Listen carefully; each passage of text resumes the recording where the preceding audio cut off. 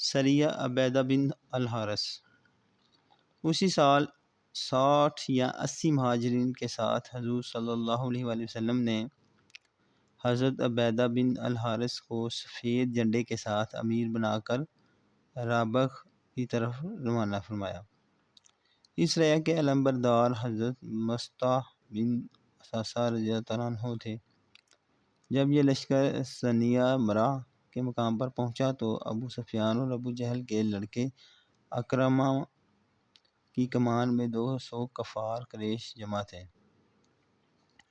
دونوں لشکروں کا سامنا ہوا۔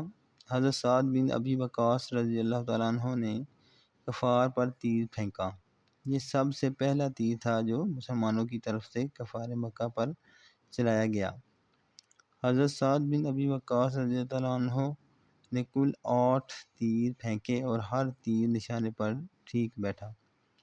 کفار ان تیروں کی مار سے گھبرا کر فرار ہو گئے، اس لیے کوئی جنگ نہیں ہوئی۔